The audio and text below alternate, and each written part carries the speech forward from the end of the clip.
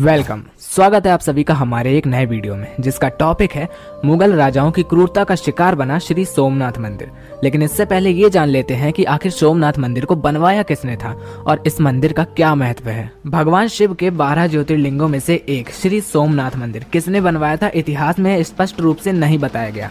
हजारों साल पुराने इस मंदिर के बारे में बताया जाता है कि इसकी स्थापना स्वयं चंद्र देवता ने करी थी।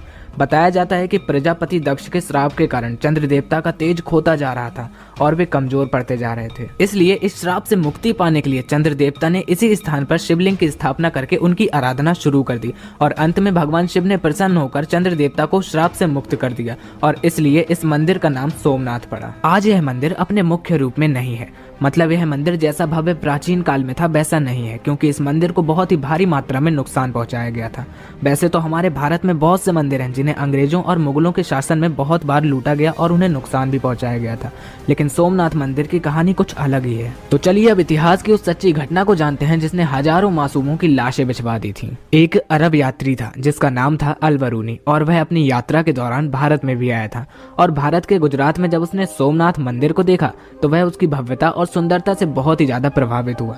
अल-बरूनी की आदत थी कि वह अपने सफर के दौरान हुई घटनाओं को एक किताब में लिखता था और इस बार उसने सोमनाथ मंदिर के बारे में भी लिखा। जब महमूद गजनबी ने उस किताब को पढ़ा तो वो भी श्री सोमनाथ मंदिर से बहुत प्रभावित हुआ और सन 1025 में मंदिर पर हमला कर दिया। वैसे आपने सुना होगा कि किसी स्थान को एक बार या 2 बार या ज्यादा से ज्यादा 3 बार लूटा गया होगा, लेकिन लगता है कि मुगल राजाओं के पास जरा भी सेल्फ रिस्पेक्ट थी ही नहीं, तभी तो उन्होंने एक ही स्थान को 17 बार लूटा और उसे नष्ट कर दिया। कैसे, आइए जानते हैं। महमूद गजनबी ने सन 1025 में मंदिर पर हमला करके इसे लूटा और इसे तकरीबन नष्ट कर दिया था।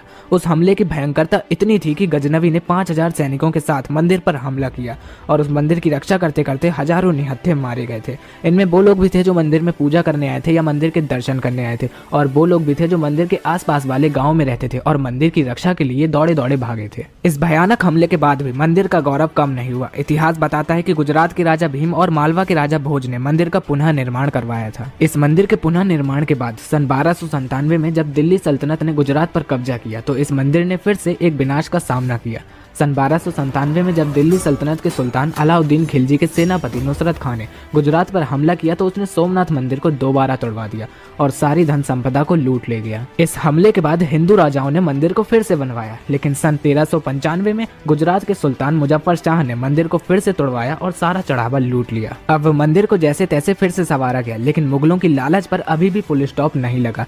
अब मुजफ्फर शाह के बेटे अहमद शाह ने अपने पिता की हरकतों को दोहराया और सन 1412 में उसने फिर से मंदिर को लूटा और उसे नुकसान पहुंचाया। और इतना ही नहीं, आगे जाकर इस मंदिर को औरंगजेब की क्रूरता का भी सामना करना पड़ा। उस समय सोमनाथ मंदिर को 2 बार तोड़ा गया था। पहली बार सन 1665 में मंदिर तोड़वाने के बाद जब औरंगजेब ने देखा कि हिंदू उस स्थान पर अभी भी पूजा करते हैं तो उसने वहां पर एक सेना की टुकड़ी भेजी और उस मंदिर में दोबारा लूटपाट और कत्लेआम करवाया। अब इतने हमलों के बाद आज जिस मंदिर को हम लोग देखते हैं उसे भारत के गृह मंत्री सरदार वल्लभ भाई पटेल ने सन 1950 में फिर से बनवाया था। तो ये थी सोमनाथ मंदिर पर मुगलों की क्रूरता की कहानी। इनके इतने हमलों के बाद भी यह मंदिर अपने स्थान पर खड़ा है, ये अपने आप में ही एक बहुत बड़ी बात है। वैसे कि आप लोग कभी सोमनाथ मंदिर घूमने गए हैं? हमें कमेंट करके जरूर बताइएगा और ऐसे ही और भी वीडियोस पाते रहने के लिए हमारे चैनल को सब्सक्राइब और वीडियो को लाइक जरूर कर दीजिएगा। मिलते हैं अपने अगले वीडियो में।